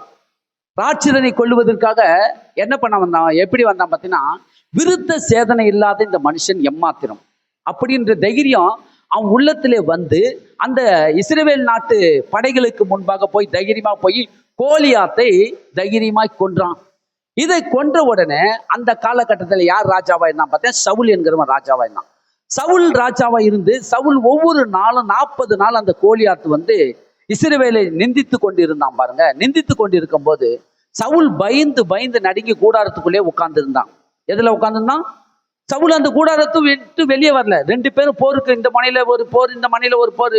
பெலிஸ்தருக்கும் இந்த இஸ்ரவேல் நாட்டுக்கும் போர் நடக்கிறதுக்கு ஆயத்தம் பண்ணி வச்சிருக்கிறாங்க. கோலியாத் என்கிற மனுஷன் எழுப்பி வந்து 40 நாள் ஒவ்வொரு நாளும் நிந்தித்து கேவலமாய் பேசுறான். ஆனா தாவீது துணிந்து வந்து, நான் போயிட்டு அவனை போயிட்டு என்ன பண்றேன், அவனோட யுத்தம் செய்து அவனை நான் கொல்றேன். விருத்த சேதனை இல்லாத மனுஷன் எம்மாத்திரம் கர்த்தருடைய நாமத்தினாலே நான் புறப்பட்டு போகிறேன்னு என்ன பண்ணான்? புறப்பட்டு போய் கொண்டுட்டு வந்துட்டான். அவன் தலையை வெட்டி தூக்கின்னு வந்துட்டான். இப்படி கொண்டு வரும்போது என்ன நடந்து பார்த்தீங்கன்னா, தாவீது கொன்றது, சவுல் கொன்றது 1000, தாவீது கொன்றது 16,000 சொல்லி இஸ்ரவேல் ஜனங்க ஒரு பாட்டு பாடி அவனை என்ன பண்ணாங்க? அவனை வந்து வீதியிலே அவனை பற்றி புகழ்ந்து பாடிக்கின்னு வந்தாங்க. இந்த வார்த்தை வந்து சவுல் கொன்றது 1000, தாவீது கொன்றது 16,000 என்கிற ஒரு பாடல் சத்தம் பாடி எக்கால சத்தத்தோடு இஸ்ரவேல் ஜனங்கள் என்ன பண்ணாங்க? முழக்கமிட்டு ஊருக்குள்ள வரும்போது இந்த வார்த்தை வந்து சவுலின் காதிலே கேட்ட உடனே அப்பத்துல இருந்தே சவுல் தாவீது மேல ஒரு எரிச்சலும் பொறாமையும் உள்ள வந்துடுச்சு அவனுக்குள்ள. இவன் வந்து பார்த்தீங்கன்னா இவன் எந்த கேடும் செய்யல. தாவீது வந்து இஸ்ரவேல் ஜனங்களை ரட்சிக்கும்படி முன்ன வந்தான். ஆனா ஒரு கெடுதலும் செய்யல. இந்த வார்த்தை கேட்டவுடனே தாவீது சவுல் உள்ளத்திலே இப்படிப்பட்ட ஒரு எரிச்சலும் பொறாமை உள்ள வந்ததுல இருந்து தாவீது மேலே தாவீதை எப்படியாவது அழிக்கணும், கொல்லணும் சொல்லி ஒவ்வொரு நாளும் தீர்மானம் பண்ணினான். ஆனா தேவனும் தாவீதோடு கூட இருந்தார். தாவீதை கொல்லுவதற்கு தேவன் என்ன பண்ணாது? விடவே இல்லை. ஏன்னா அரசாங்கம் யார் கையில் இருக்குது? சவுல் கையில் இருக்குது. இராணுவ படையெல்லாம் அது சவுல் கையில் இருக்குது. அவன் கண்டிப்பா சவுலுக்கிட்ட ஏராளமான படைகளை வைத்து ஒரு மனுஷனை சுலபமா கொன்னுடலாம். ஆனா கொல்ல முடியாத அளவுக்கு கர்த்தர் என்ன பண்ணார் பார்த்தீங்கன்னா, இந்த ஸ்டோரியை நீங்க எல்லாரும் தெரிஞ்சுக்கினே ஆகணும். பாருங்க எல்லாரும் கவனிங்க, எடுத்துக்கொள்ளுங்க. 1 சாமுவேலின் புத்தகம் 24ஆம் அதிகாரத்துக்கு வாங்க. அப்போ உங்களுக்கு ரொம்ப ஈஸியா புரியும். பாருங்க, சவுலுக்கும் தாவீதுக்கும் நடந்த சம்பவத்தை நம்ம பார்க்கலாம். இது அநேக இடங்களிலே நடந்தது. ஒரு சம்பவத்தை மட்டும் நான் உங்களுக்கு காட்ட விரும்புகிறேன். பாருங்க, இதுக்கு படிக்கும்போது ரொம்ப இன்ட்ரெஸ்டா இருக்குது. பாருங்க, எடுத்துக்கொள்ளுங்க. 1 சாமுவேலின் புத்தகம் 24ஆம் அதிகாரம் 1ஆம் வசனத்திலிருந்து படிங்க. நமக்கு நல்லா புரியும். படிங்க. சவுல் பெலிஸ்தரை பின்தொடர்ந்து திரும்பி வந்தபோது, இதோ தாவீது என் கேதியின் வனாந்தரத்திலே இருக்கிறான் என்று அவனுக்கு அறிவிக்கப்பட்டது. அப்பொழுது சவுல் இஸ்ரவேல் அனைத்திலும் தெரிந்து கொள்ளப்பட்ட 3000 பேரை கூட்டிக் கொண்டு தாவீதையும் அவன் மனுஷரையும் வரை ஆடுகளுள்ள கண்மலைகளின் மேல் தேட போனான். வழியோரத்தில் இருக்கிற ஆட்டு தொடுவங்களிடத்தில் அவன் வந்தபோது அங்கே ஒரு கெபி இருந்தது. அதில் சவுல் மலஜாலத்துக்கு போனான். தாவீதும் அவன் மனுஷரும் அந்த கெபியின் பக்கங்களில் உட்கார்ந்திருந்தார்கள். அப்பொழுது தாவீதின் மனுஷர் அவனை நோக்கி, இதோ நான் உன் சத்ருவை உன் கையில் ஒப்பு கொடுப்பேன், உன் பார்வைக்கு நலவானபடி அவனுக்கு செய்வாயாக என்று கர்த்தர் உன்னோடே சொன்ன நாள் இதுதானா என்றார்கள். தாவீது எழுந்திருந்து போய் சவுலுடைய சால்வையின் தொங்கலை மெல்ல அறுத்து கொண்டான். தாவீது சவுலின் சால்வையின் தொங்கலை அறுத்து கொண்டதின் நிமித்தம் அவன் மனது அடித்து கொண்டிருந்தது. அவன் தன் மனுஷரை பார்த்து, கர்த்தர் அபிஷேகம் பண்ணின என் ஆண்டவன் மேல் என் கையை போடும்படியான இப்படிப்பட்ட காரியத்தை நான் செய்யாதபடிக்கு கர்த்தர் என்னை காப்பாராக, அவர் கர்த்தரால் அபிஷேகம் பண்ணப்பட்டவர் என்று சொல்லி. போதும், நிறுத்துங்க. என்ன நடந்தது பார்த்தீங்கன்னா, சவுல் வந்து பெலிஸ்தரை பின்தொடர்ந்து திரும்பி வந்த போது, இதோ தாவீது என் கேதியின் வனாந்தரத்தில் இருக்கிறான் என்று அவனுக்கு அறிவிக்கப்பட்டது. அப்போது சவுல் இஸ்ரவேல் அனைத்திலும் தெரிந்து கொள்ளப்பட்ட 3000 பேரை கூட்டிக் கொண்டு தாவீதையும் அவன் மனுஷரையும் வரை ஆடுகள் உள்ள கண்மலையின் மேல் தேட போனான். எங்க போனான் பார்த்தீங்கன்னா, 3000 இராணுவத்தை கூட்டிக்கிட்டு புறப்பட்டுட்டான். எத்தனை பேரை? 3000 பேரை. ஒரு மனுஷனை கொல்லுவதற்கு எவனும் பண்ணல. தாவீது எந்த கேடும் பண்ணல. அந்த ஒரு வார்த்தை கேட்டதுலேருந்து அவன் மேல எரிச்சலும் போராமையும் கொண்டு அவனை எப்படியாவது தேசத்து மேல தாவீதை வைக்கக்கூடாதபடிக்கு தாவீதை கொல்லுவதற்காக ஒவ்வொரு நாளும் எத்தனை கட்டி கொண்டு அவனை ஓட விரட்டிக்கினே இருக்கிறான். பாருங்க, தாவீது ஒவ்வொரு இடமாய் ஓடி ஓடி கெபியில ஒளிந்து கொண்டு இருக்கிற போதெல்லாம், ஏன் சவுலை வந்து சவுலோட நம்ம எதிர்த்து நிற்கலாம். கூட இருக்கிறவங்கலாம் சொல்றாங்க, சவுலை எப்படியாவது நம்ம தந்திரமா கொண்டுடலான்னு சொல்லி எல்லாரும் சொல்றாங்க. கர்த்தர் ஒரு இடத்துல ஒரு இடத்துல தாவீதுக்கு பேசியிருக்கிறார். உன் சத்துருவை நான் உன் கையில ஒப்பு கொடுப்பேன், உன் இஷ்டமானபடி நீ செய்யின்னு சொல்லி தாவீது இடத்துல தேவன் சொல்லியிருக்கிறார் நினைக்கிறேன். இப்படி இருக்கிற வேலையில பாருங்க, நல்லா அருமையான ஸ்டோரி. இதை எல்லாரும் காது கொடுத்து கேளுங்க. தாவீது ஒரு கெபியின் அண்டையில போய் ஒளிந்து கொண்டு இருக்கிற நேரத்துல சவுல் என்ன பண்ணான், 3000 இராணுவத்தை கூட்டுக்குன்னு வந்துட்டான். 3000 பேரை கூட்டுக்குன்னு தாவீது இருக்கிற இடத்துக்கு வந்தாச்சு, தேடி வந்தாச்சு. தேடி வந்த வேலையில என்ன நடந்தது பார்த்தீங்கன்னா, சவுலுக்கு அர்ஜென்ட்டா என்ன வந்துச்சு, டாய்லெட் வந்துச்சு. என்ன வந்துச்சு? உண்மை அதுதான் எழுதிக்குது எங்க, ஏன்னா நான் சொல்லி தான் ஆகணும். என்ன செய்ய எழுதிக்குது பாருங்க, பாருங்க என்ன எழுதிக்குது பாத்தீங்கன்னா, அப்போது சவுல் மலஜலத்திற்கு போனான். எங்க போனாரு சவுல் எங்க போனாரு? மலம். தமிழ்ல மலம் என்று சொன்னால் அதான் டாய்லெட்டுக்கு போறதுதான் மலம் இல்லையா? மலஜலத்துக்கு போனான். எங்க போனாரு சவுலு? மலஜலம் கழிக்கும்படி ஏதோ ஒரு செடியின் ஓரமா உட்காந்து, ஒரு கெபின் அண்டையில உட்காந்து, அவர் ராஜா என்ன பண்ணாங்க, அப்ப சேனைகள்லாம் கூடவே இருப்பாங்க. இந்த இடத்துல கூட இருக்க முடியுமா சொல்லுங்க? இந்த இடத்துல கூட இருக்க முடியாது. அப்ப தனிமையா தான் அந்த இடத்துல போய் ஆகணும். தனிமையாய் போய் உட்காந்து மலஜலம் கழிக்கிற நேரத்துல தாவீது பக்கத்துல தான் இருக்கிறான். பாருங்க எங்க இருந்தான் பாருங்க, தாவீது எங்க இருந்தான்னு படிக்கிறேன் பாருங்க. சவுல் மலஜலத்துக்கு போனான், தாவீதும் அவன் மனுஷரும் அந்த கெபியின் பக்கங்களிலே உட்கார்ந்து இருந்தார்கள். கரெக்டா இவனே போய் மாட்டிக்கினான், தனிமையில போய் மாட்டிக்கினான் சவுல்.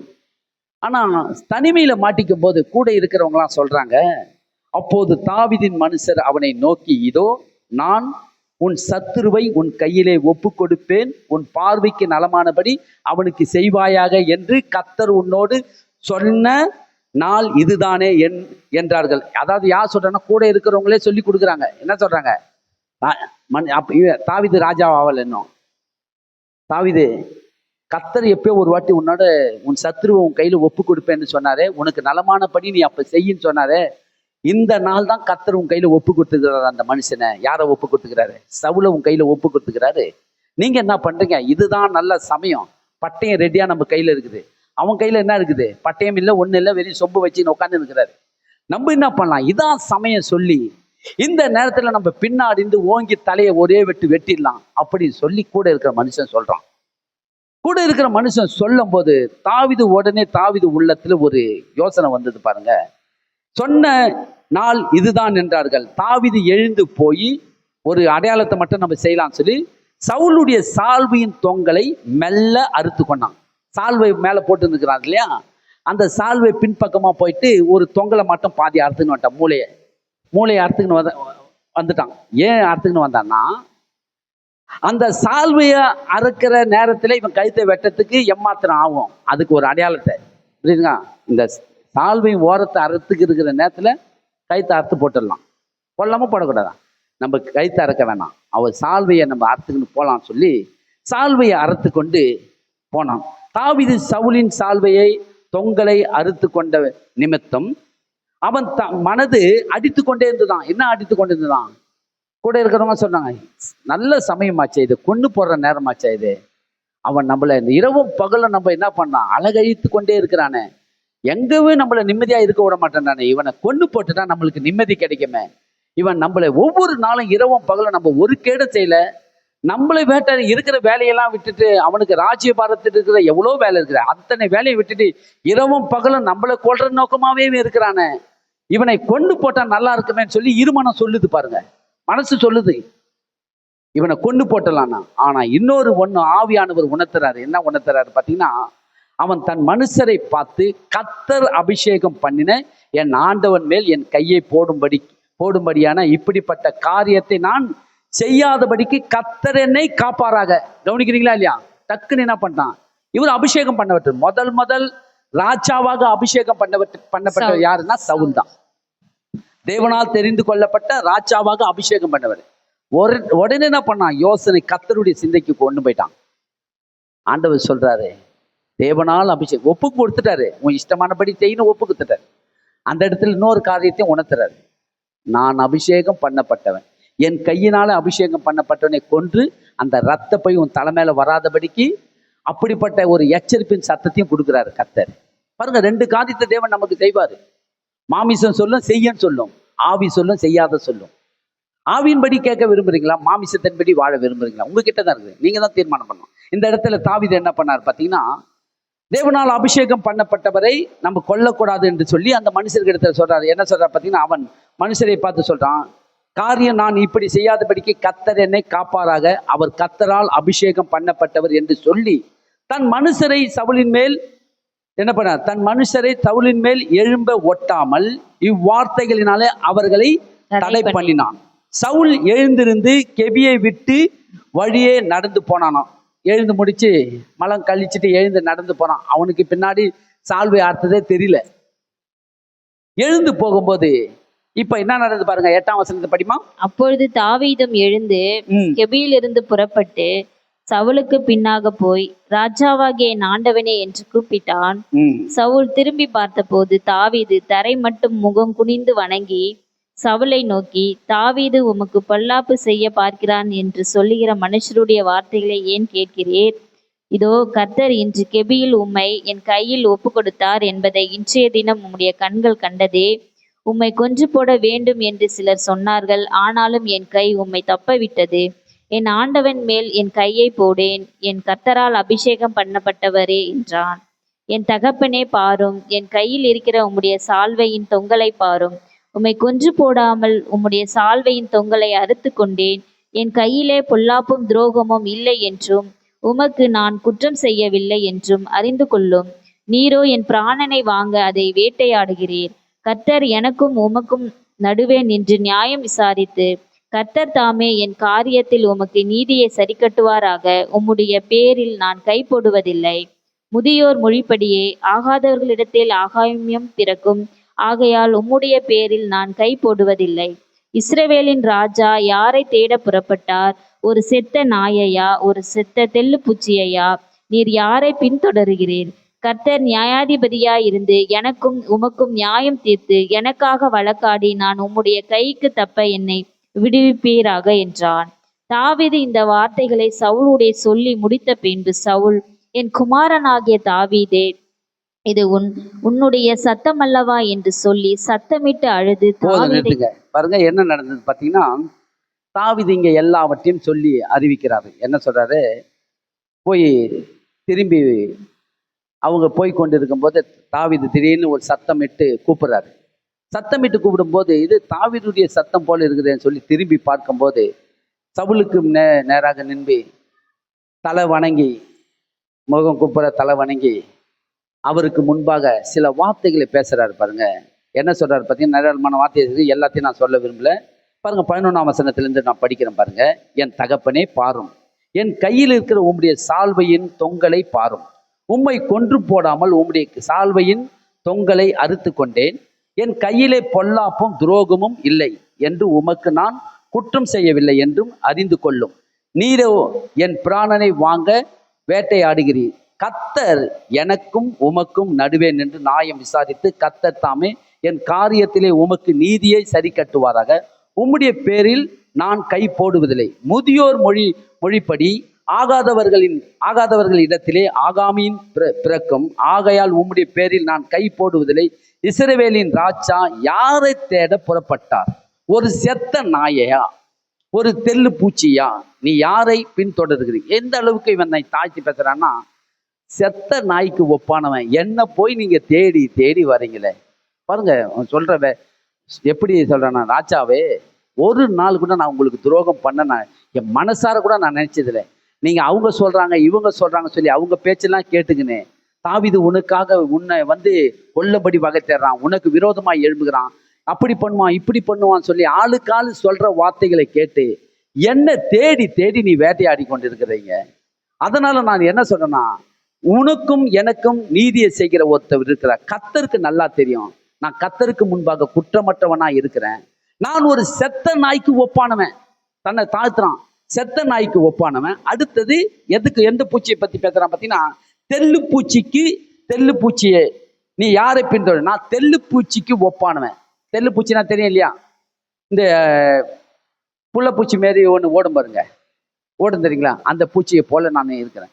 இதை பார்த்தீங்கன்னா இன்னைக்கு நிறைய சபையில இதை பிட்ட கூட பேசுறாங்க. ஆண்டவரே நான் தெல்லு பூச்சி வந்திருக்கிறேன், ஆண்டவரே நான் ஒரு செத்த நாய்க்கு ஒப்பா வந்திருக்கிறேன், ஆண்டவரே இதை இன்னைக்கு பிடிச்சி இது ஒரு இன்னைக்கு நிறைய பேர் தூங்கிக்கிறாங்க. இது கத்தர் நீ தெல்லு பூச்சி, நீ ஒரு நாயின்லாம் தேவன் நம்மளை பார்த்து சொல்லலை. இவன் வாயிலிருந்தே எந்த அளவுக்கு ராஜாக்கு முன்பாக தன்னை தாழ்த்தி பேசணுமோ அந்த அளவுக்கு தாழ்த்தி பேசணும், அவ்வளவுதான். நான் ஒரு செத்த நாய்க்கு ஒப்பானவன், ஒரு தெல்லு பூச்சிக்கு ஒப்பானவன். என்ன போய் நீங்க இரவும் பகலும் வேட்டையாடணும்னு சொல்லி என்ன போய் தேடி கிடைக்கிறீங்களே, நான் உங்களை என் தகப்பனுக்கு ஒப்பாக நான் பார்க்கிறேன்னு சொல்லி தாவீது இந்த வார்த்தையை பேசின உடனே பாருங்க, இஸ்ரவேலின் ராஜாவை இல்லையா 14ஆம் வசனம் வரைக்கும் நான் உங்களுக்கு படிச்சேன் இல்லையா, கர்த்தர் நியாயாதிபதியாக இருந்து எனக்கும் உமக்கும் நியாயம் தீர்த்து எனக்காக வழக்காடி நான் உம்முடைய கைக்கு தப்ப என்னை விடுவிப்பாராக. யார் விடுவிக்கிறது? நீ எவ்வளோ சேனையை கூட்டுக்குன்னு வர, எத்தனை ஆயிரம் சேனைகளை கூட்டி வந்தாலும் என் கர்த்தர் என்னை எல்லாவற்றிலிருந்து என்னை தப்பி வைக்கிறாராம். யார் தப்பி வைக்கிறது? இது என்னுடைய சாமர்த்தியத்துல நான் ஓடி ஓடி ஒளிஞ்சுக்கிறேன்னு நினைக்காதீங்க. ராஜாவே, எனக்கு ஒருவர் பாதுகாவலர் ஒருவர் இருக்கிறாரு. அதனால நீங்க எவ்வளவு சேனைகளை கூட்டி கொண்டு வந்தாலும் என்னை தப்புவிக்கிறவர் யார் என்று சொன்னா கர்த்தர் தான். உன்னுக்கும் எனக்கும் ராஜாவா இருக்கிறாரு, ராஜாதி ராஜா நியாயாதிபதியா இருக்கிறாரு, அவர் தான் என்னை தப்புவிக்கிறாரு. ஆனா இது வரைக்கும் உங்களுக்கு நான் ஒரு கேடும் செஞ்சது இல்லை, ஒரு நாயக்கேடும் நான் செஞ்சது இல்லை ராஜாவை, என்னை நம்புங்க சொல்றான் பாருங்க. தாவீது இந்த வார்த்தைகளை சவுலோடு சொல்லி முடித்த பின்பு சவுல் வாயிலிருந்து என்ன வந்தது பாருங்க, என் குமாரனாகிய தாவீதே, இது உன்னுடைய சத்தம் அல்லவா என்று சொல்லி சத்தமிட்டு அழுதானா. இப்பதான் மனம் திரும்புறான். நீ மலஞ்சாலம் கழிக்கும் போது உன்கிட்ட உன் சால்வை நான் அறுத்துக்கிட்டு போன நேரத்துல உன் கழுத்து அறுக்கிறதுக்கு எவ்வளவு நேரம் ஆகும்? தேவனால் அபிஷேகம் பண்ணப்பட்டவர் நீங்க. கூட இருந்தவங்களாம் சொன்னாங்க உங்களை அறுத்து போட சொன்னாங்க. இல்லை, தேவனால் அபிஷேகம் பண்ணப்பட்டவர் நீங்க. அதனால அந்த காரியத்தை நான் செய்யல ராஜாவே. அதுக்கு பதிலாக நீங்க உடல் மேல போத்தி கொண்டிருந்த சால்வையை மாத்திரம் நான் அறுத்துக்கிட்டு வந்துக்கிறேன், அதை கொஞ்சம் எடுத்து பாருங்கன்றானா. எடுத்து பார்த்தா சால்வையில அந்த ஒரு மூளையை காணும். அப்போது சவுல் உள்ள என்ன ஆச்சு பார்த்தீங்கன்னா, என்ன சொல்றான் பாருங்க, சவுல் சொல்ற பாருங்க, நீ எனக்கு நன்மையானதை செய்தாய். 18ஆம் வசனம் படிக்கிறேன். செய்தாய், இன்று விளங்க பண்ணினாய், நன்மையானதை செய்ததாய் இன்று விளங்க பண்ணினாய். கர்த்தர் என்னை உன் கையிலே ஒப்பு கொடுத்து இருந்தும் நீ என்னை கொண்டு போடவில்லை. ஒருவன் தன் மாற்றானை கண்டுபிடித்தால் அவனை சுகமாய் போக விடுவானோ? இன்று நீ எனக்கு செய்த நன்மைக்காக கர்த்தர் உனக்கு நன்மை செய்வாராக. நீ நிச்சயமாகவே ராஜாவாக இருப்பாய். இப்ப பாத்தீங்கன்னா இவனே புரிஞ்சுக்கணும், நாட்டை ஆளுவதற்கு ராஜா நான் கிடையாது, இனிமேட்டு கண்டிப்பா ஏற்ற காலத்திலே உன்னை ராஜாவாக ஆக்குவார், எனக்கு தெரிஞ்சு போச்சுட்டாரு சவுல். புரிஞ்சுக்கணும் என்ன சொல்றா பாருங்க, நீ நிச்சயமாகவே ராஜாவாக இருப்பாய் என்று இஸ்ரவேலின் ராஜ்யபாரம் உன் கையிலே நிலைவரப்படும் என்று நான் அறிந்து கொண்டான். இவனுக்கு தெரிஞ்சு போச்சு தேவன் உன்னோடு இருக்கிறார். இப்பொழுது நீ எனக்கு பின்னிருக்கும் என் சந்ததியை வெறுப்பதில்லை என்றும் என் தகப்பன் வீட்டாரில் என் பேரை அழித்து போடுவதில்லை என்றும் கர்த்தர் மேல் எனக்கு ஆணையிட்டு கொடும். என்ன கேட்கிறான்னா, கண்டிப்பா நான் என்ன வேணாலும் எனக்கு நடக்கும், நான் எவ்வளவு நாளைக்கு இருப்பேன் எனக்கு தெரியல, ஆனா என் குடும்ப சந்ததியார்களை நீ வெறுக்கவும் கூடாது, அவங்களை அழிக்கவும் கூடாது. ஏன்னா ராஜ்யபாரம் உங்க கையில வரும். நீ என்னோடு உடன்படிக்கை பண்ணி எனக்கு ஆணையிட வேண்டும். அந்த இடத்துல எனக்கு வாக்குவாதம், அவங்க 2 பேருக்குள்ள ஒரு உடன்படிக்கை பண்றாங்க. ராஜ்யபாரம் கர்த்தருக்கு கையில கொடுப்பாரு, அதை நீ செய்ய வேண்டும் என்றது. அப்போது தாவீது என்ன சொல்றாரு? அப்போது தாவீது சவுலுக்கு ஆணையிட்டு கொடுத்தான். பின்பு சவுல் வீட்டுக்கு புறப்பட்டு போனான். தாவீதும் அவன் மனுஷரின் அரணிப்பான இடத்திற்கு ஏறி போனார்கள். தாவீது என்ன பண்றத ஒப்பு கொடுத்தான். பாருங்க, இங்க நடந்த சம்பவத்தை நம்ம பார்க்கும்போது இதெல்லாம் தாவீது நடந்த காரியத்தெல்லாம் நினைச்சுதான் என்ன பண்ணாரு, ஏராளமான சங்கீதத்தை கொண்டு வந்து எழுதிட்டாரு. கர்த்தருடைய கிருபை, கர்த்தருடைய கிருபை, கர்த்தருடைய கிருபை, கர்த்தருடைய கிருபை, வாழ்வது கிருபை, நான் நடப்பது கிருபை, தேவனுடைய கிருபையில தான் நான் ராஜாவான, தேவனுடைய கிருபையில தான் எல்லாம் நடக்குதுன்னு சொல்லி எல்லா இடங்களிலும் கிருபை கிருபை கிருபைன்னு கிருபையை கொண்டு வந்து எழுதிட்டாரு. அதனால்தான் ஏசாயாவின் தீர்க்கதரிசன புஸ்தகம் 55ஆம் அதிகாரம் 3ஆம் வசனத்துல என்ன சொல்லுது பாருங்க, படிங்க பார்ப்போம். ஏசாயா தீர்க்கதரிசன புஸ்தகம் 55:7 படிங்க. என்ன சொல்லுது பாருங்க, இங்க தாவீதை கொண்டு வந்து ஏசாயா தீர்க்கதரிசி எழுதுறாரு. ஏசாயா 55:3 உங்கள் செவிகளை சாய்த்து ம் என்னிடத்தில் வாருங்கள், ம் கேளுங்கள், அப்பொழுது உங்கள் ஆத்துமா பிழைக்கும். ம் தாவீதுக்கு அருளின நிச்சயமான கிருபைகளை உங்களுக்கு நித்திய உடன்படிக்கையாக ஏற்படுத்துவேன். யாருக்கு அளித்த கிருபையா? தாவீதுக்கு அருளின. வேற யாரையும் ஆண்டவர் இந்த மாதிரி ஒப்பிட்டு பேசுறது கிடையாது. தாவீதுக்கு அளித்த மாபெரும் கிருபை உங்களுக்கு நிச்சயமாக நான் அளிப்பேன், உடன்படிக்கையாக ஏற்படுத்துவேன். உடன்படிக்கையாய் நான் நிலைவர பண்ணுவேன். கர்த்தர் வாக்கு கொடுக்கிறார் பாருங்க. தாவீதுக்கு கிடைத்த மாபெரும் கிருபை உங்களுக்கு எனக்கு எப்போது நிலை கொண்டு இருக்க பண்ணுவார். தேவனுடைய உடன்படிக்கையில வச்சுட்டாரு. இதை தாவீதுக்கு கிடைச்ச கிருபை நமக்கு கிடைக்குமா? கண்டிப்பாக அதை காட்டிலும் மேலான கிருபை நமக்கு தேவன் கொடுப்பார். அப்ப நீங்க எதுல நீங்க வாழுறீங்க, எப்படிப்பட்ட ஒரு வாழ்க்கையை வாழுறீங்க பாருங்க. எல்லாரும் ஒரு காரியத்தை உதாரணத்தை நான் உங்களுக்கு சொல்றேன். எல்லாரும் பரலோகத்துக்கு போனாங்களாம் பாருங்க. ஆண்டவராகிய இயேசு கிறிஸ்துவை ஏற்றுக்கொண்டவங்க எல்லாரும் பரலோகத்துக்கு போனாங்களாம். எல்லாரும் பரலோகத்துக்கு போகும்போது அங்க பேதுரு வந்து வாசல் அண்டையில நிக்கிறாராம். பரலோகத்தின் வாசல் அண்டையில நிற்கும் போது பரலோகத்துக்கு வரவங்களெல்லாம் கேட்க, எப்படிங்க வந்தீங்க, பரலோகத்துக்கு வந்தீங்கன்னு கேட்டான். அவங்க ஆளுக்கு ஆள் ஒரு கதை சார், நாங்க எப்படி வந்தோம், தவறாம சபைக்கு போனோம், தவறாம வேதம் படித்தோம், தவறாம உபாசம் பண்ணோம், தவறாத ஜெபம் பண்ணோம், எல்லா காரியத்திலையும் நாங்க தவறாம நடந்து கொண்டோம் அப்படின்னு சொல்லி ஆளுக்கு ஆள் இப்படியே சொல்லிக்கணும். எல்லாரும் இப்படியே ஓரமா நில்லுங்கன்னாங்களாம். ஒரு மனுஷன் வந்தானா, எப்படிப்பா நீ எப்படிப்பா சபைக்கு நீ பரலோகத்துக்கு வந்தேன்னு கேட்டா, கர்த்தருடைய கிருபைங்க, அவருடைய குமாரனாகிய இயேசுவை எனக்காக இந்த உலகத்தில் அனுப்பினார். அவர் வந்து பாவத்தில் அக்கிரமத்தில் இருந்த என்னை தேடி வந்து ரட்சித்தார். அவருடைய கிருபை என்னை ரட்சித்தது. அவருடைய கிருபை என்னை பூமியில வாழ வச்சுது. அவருடைய கிருபையில நான் எல்லாவற்றையும் செய்து முடிச்சுட்டு இப்ப நான் பரலோகத்துக்கு வந்ததும் அவருடைய கிருபையில தாங்க வந்தேன். முதல்ல நீ உள்ள போனானா, யார உள்ள போ சொன்னதான்? முதல்ல நீ உள்ள போ, வேற ஒண்ணும் இல்லை. பாருங்க, இன்றைக்கு நான் உங்களுக்கு சொல்கிறேன், நீங்க எல்லாவற்றிலும் எப்படி நீங்க நாளைக்கு செய்யறீங்க, என்ன காரியம் செய்தாலும் எப்படிங்க இதெல்லாம் செய்யுங்க, கர்த்தருடைய கிருபை. யாருடைய கிருபை? வேற ஒன்றும் பெருசா நீங்க பேச வேண்டாம். உங்களை நீங்க மேன்மைப்படுத்திக் கொள்ள வேண்டாம். யாரை மேன்மைப்படுத்திக் கொள்ள வேண்டாம்? உங்களை மேன்மைப்படுத்தாம கர்த்தருடைய கிருபைங்க, அவ்வளவுதான், முடிஞ்சு போச்சு. தாவீது என்ன சொன்னாரு? எல்லாம் அவருடைய கிருபை. நான் உயிரோடு இருப்பது அவருக்கு கிருபை, நான் சுகபல ஜீவனோடு வாழ்வது அவருடைய கிருபை. நன்மை கிருபை எப்படி எனக்கு வருது? எல்லாம் அங்கிருந்து வருது. நன்மை கிருபை அவரிடத்துல இருந்து வருது. கர்த்தருடைய வீட்டில நான் நீடித்த நாட்களாக இருப்பேன். என்னுடைய மரண எல்லா சூழ்நிலையிலும் தேவன் என்னை தப்பி வைக்கிறார். எல்லாவற்றிலும் அவருடைய கிருபை கிருபை கிருபை, அவ்வளவுதான்.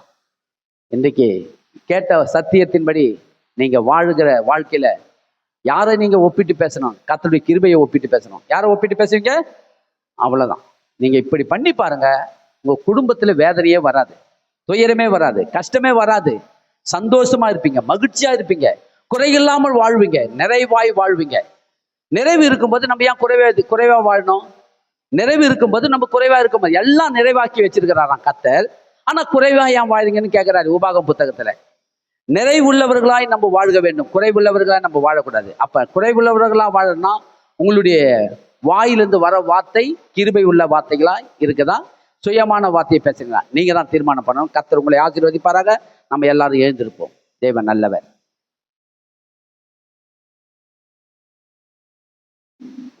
நன்றி தகப்பனே. இந்த அற்புதமான கால வேளையில முழு உள்ளத்தோடு, முழு பலத்தோடு, முழு சிந்தையோடும் இடத்துல அன்பு கூர்ந்து உம்மை ஆராதனை செய்து உமக்கு முன்பாக எங்களை தாழ்த்தி அர்ப்பணித்து ஒப்பு கொடுத்தோம். என் தேவனுடைய கிருபையில இன்றைக்கு நாங்கள் வாழ்கிறோம் அப்பா. தாவீதை குறித்து நாங்கள் பார்த்தோம் அப்பா. தாவீது எப்படிப்பட்ட ஒரு மனுஷனா இருந்தார்? சாதாரணமான ஒரு ஆடு மேய்க்கிற மனுஷனை கர்த்தர் இஸ்ரவேல் நாட்டுக்கு அரசனாய மாற்றினி. தாவீது ஆண்டவரே உமக்கு விரோதமான பாவத்தை செய்தாலும், ஆனால் அந்த பாவத்திலிருந்து அறிக்கை செய்து விட்டு ஆண்டவருக்கு பயந்து உண்மையாய் வாழ்ந்து கிருபை கிருபை என்று சொல்லி எல்லா இடங்களிலும் சங்கீத புத்தகத்திலே எழுதப்பட்ட வார்த்தையை கிருபையை குறித்து நாங்கள் பார்க்கிறோம் அப்பா. என் தெய்வமே, நாங்களும் உடைய கிருபையில வாழ்கிறோம் அப்பா. நாங்கள் நிற்பதும் நிர்மூலமாகாது இருப்பதும் உடைய கிருபை ஆண்டவரே. என் ஜீவனை பார்க்கலும் உடைய கிருபை நல்லது ஆண்டவரே. என் உதடுகளின் ஆண்டவரே சத்தத்தினால் உண்மை நாங்கள் துதிக்க வல்ல ஆண்டவரே பிரயாசப்படுகிறோம். உடைய கரத்திலே தாழ்த்துகிறோம், அர்ப்பணிக்கிறோம், ஒப்பு கொடுக்கிறோம். ஆசீர்வதிங்க, வழி நடத்துங்க. இயேசுவின் நாமத்தில் வேண்டிக் கொள்கிறோம் ஜீவனுள்ள நல்ல பிதாவே, ஆமென். என் ஆத்துமாவே கர்த்தரை ஸ்தோத்திரி, என் முழு உள்ளமே பரிசுத்த நாமத்தை ஸ்தோத்திரி. என் ஆத்துமாவே கர்த்தரை ஸ்தோத்திரி. கர்த்தர் செய்த சகல உபகாரங்களையும் மறவாதே. கர்த்தராகிய இயேசு கிறிஸ்துவின் கிருபையும் பிதாவாகிய தேவனுடைய அன்பும் பரிசுத்த ஆவியானுடைய ஐக்கியமும் சமாதானம் சந்தோஷம் நம் அனைவரோடு கூட இருப்பாராக, ஆமென். ஒருவரை ஒருவர் கை கொடுத்து என் ஜீவனை பார்க்கலும் உங்களுடைய கிருபை நல்லது என்று சொல்லுங்க.